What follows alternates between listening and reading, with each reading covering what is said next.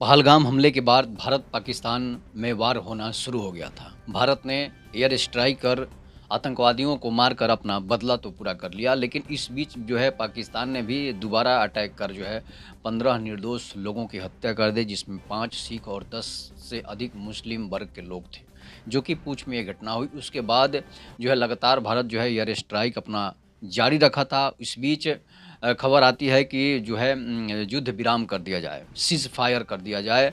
मैं इस बारे में थोड़ा-सा आपसे चर्चा करूँगा कि सीज़ फायर क्यों करना चाहिए? मैं इस बारे में चर्चा करूँगा कि मोदी, इंदिरा क्यों नहीं बन पाए? और इन सब चीज़ों के बारे में जब चर्चा होती है, तो ज़रूर है कि कलेजा आपका जो है, वो कँपा देता है।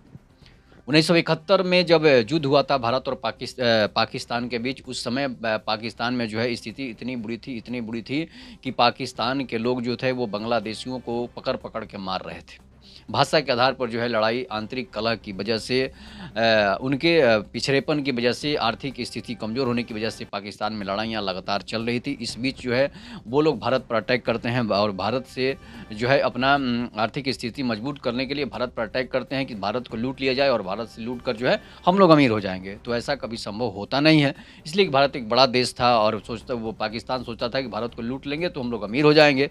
तो इस बीच जो है बांग्लादेश और भारत जो है इस लड़ाई में कूद कूद पड़ता है। और इस लड़ाई में होता क्या है कि बांग्लादेश के में जो है जो उथल-पुथल चल रहा था, उस समय बांग्लादेश पाकिस्तान में ही था और ढाका जो है ढाका समझिए कि पाकिस्तान की एक तरफ से इस्लामाबाद के बाद अगर ढाका जो थी वो राजधानी मान लीजिए उसका। लेकिन उस समय जो है ढाका में भी विद्रोह काफ़ी चल रहा था और भारत पाकिस्तान में भी लड़ाई शुरू हो जाता है। इंदिरा अपना कूटनीतिक और राजनीतिक दिमाग से काम लेती है। वो जो है भारत के सैनिकों को पाकिस्तान में हमला करने के लिए प्रेरित करती है। भारत के सैनिक जो है पाकिस्तान में लाहौर तक चले जाते हैं। जब लाहौर तक चले जाते हैं उसके बाद पूरे ढाका को जो है घेर लिया जाता है, भारतीय सैनिकों के द्वारा पूरे ढाका को घेर लिया जाता है और बांग्लादेश के जो सैनिक थे वो भी भारतीय सैनिकों के साथ थे। उस समय 93,000 पाकिस्तानी सैनिकों और 12,000 नागरिकों को है भारत की सेना, भारतीय सेना जो है उनको बंदी बना लेती है, उनको घुटने पर ला देती है। समझिए कि 8 से 10,000 सैनिक जो हैं वो मात्र भारतीय सैनिक थे और 93,000 पाकिस्तानी सैनिकों को अपने घुटने पर ला दिया था। उसके बाद उस समय के तत्कालीन प्रधानमंत्री पाकिस्तान के जो थे और उनसे जब बात इंदिरा गांधी की तो वो लोग अब गिड़गिड़ाने लगे कि भाई हमारे सैनिकों को छोड़ दीजिए, उनकी हत्या नहीं की जाए, उनको मारा नहीं जाए। इस बीच समझौता होता है और जो है समझौता होता है। उस समझौते में इंदिरा जो है वो पाकिस्तानी सैनिकों को और 12,000 नागरिकों को, 93,000 पाकिस्तानी सैनिकों को रिहा करने का आदेश दे देती है। उसके बाद होता क्या है कि जब रिहा करने का आदेश दे देती है, उससे पहले जो है पाकिस्तान 2 टुकड़ों में टूट चुका था और पाकिस्तान से बांग्लादेश जो है वो अलग हो चुका था, बांग्लादेश नया राष्ट्र बन चुका था।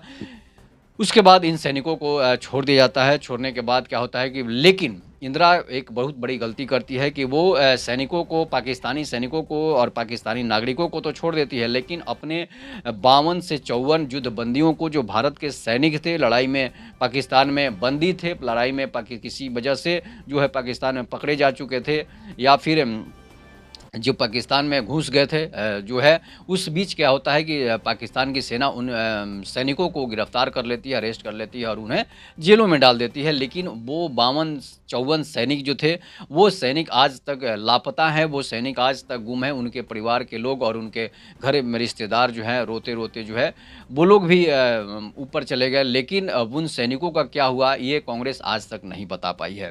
तो युद्धबंदियों को रिहा तो नहीं करा पाई, अगर आप उनको रिहा किए तो फिर अपने भी सैनिकों को रिहा आपको करवा लेना चाहिए था, शर्त जो है रखना चाहिए था। लेकिन ये घटना हो गई और इंदिरा जो है अपने जो मुसलमान पाकिस्तान के सैनिक थे उनको छोड़ दिया गया, लेकिन भारतीय हिंदू सैनिकों को पाकिस्तान नहीं छोड़ा, जिसमें 54 आज तक लापता हैं। इस बीच अब खबर आ रही है कि मोदी जो है सीज़ फायर जो है रुकवा दी हैं। उसके बाद क्या होता है कि मोदी जो हैं वो पहले तो लोग कहते हैं कि मोदी ने युद्ध कर दिया। भारत में ऐसे भी गद्दार लोग हैं जो मोदी को ही अब टारगेट करने लगे हैं। पहले कहते थे कि भारत के 28 नागरिकों की पाकिस्तान ने हत्या कर दी, आतंकवादियों ने हत्या कर दी और मोदी जो अब कुछ नहीं कर रहे हैं। जब मोदी एयर स्ट्राइक करके बदला लेते हैं, 300 से अधिक आतंकियों को मारते हैं, बड़े-बड़े आतंकियों के सुरमाओं को जब सैनिकों द्वारा मारा जाता है, तो इसलिए अब टूल किट जो है, जो वामपंथी गैंग टूल किट है, कांग्रेस का जो टूल किट है या फिर देश विरोधी जो टूल किट है, वो मोदी को टारगेट करने लगता है और कहता है कि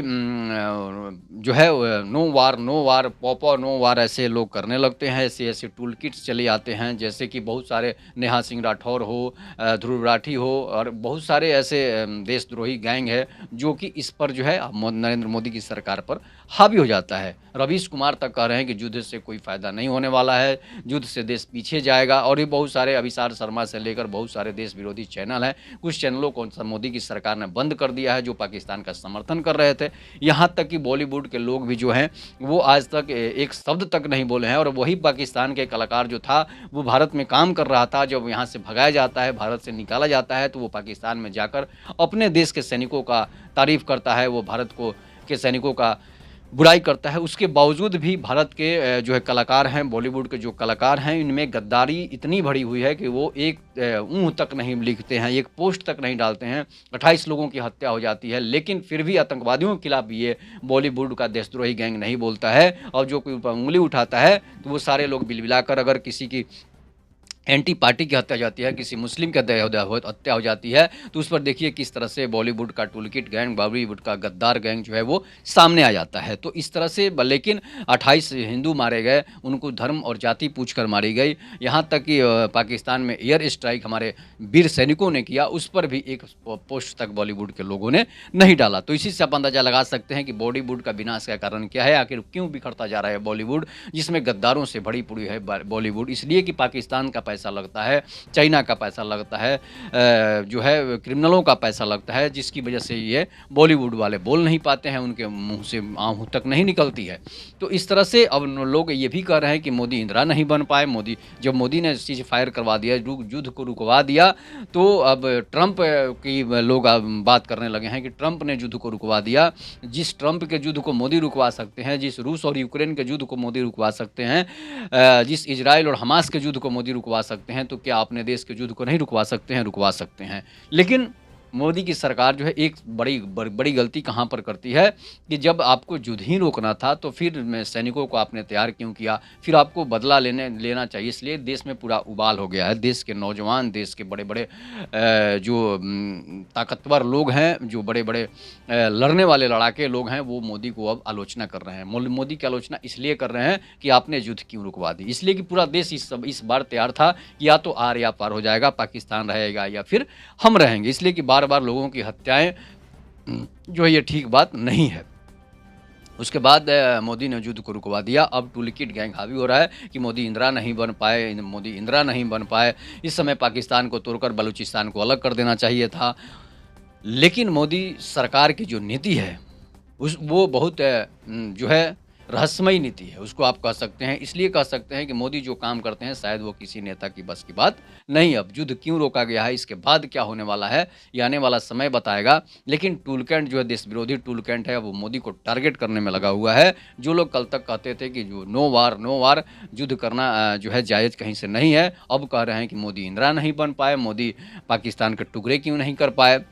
तो मोदी है बाबू, कभी कुछ भी कर सकता है। तो इसलिए जो है अब टूलकिट गैंग जो है मोदी पर हावी हो चुका है। मोदी साइलेंट हो चुके हैं। इसके बाद बहुत सारे कमेंट्स, और आप सोशल मीडिया पर उनके कमेंट्स पढ़ेंगे तो वो लोग कह रहे हैं कि मोदी बनिया है, तो बनिया से देश नहीं चलता है और बनिया कभी राजा नहीं बन सकता है। ऐसे भी बहुत सारे गैंग जो हैं वो मोदी को जो है टारगेट कर रहे हैं। लेकिन मोदी जब आँख खोलता है ना, तो शंकर जी का तीसरा आँख जो होता है ना, जिस तरह से भस्म कर देता है, तो इस बार जो तीसरा आँख जो है मोदी का खुलेगा, तो समझिए कि पाकिस्तान का स्वाहा हो जाएगा। तो ये चीज़ है। अब क्यों युद्ध रोका गया है, उसके पीछे, अब युद्ध रोकने के पीछे कारण क्या है और इसके बाद क्या होने वाला है, ये आने वाला समय बताएगा।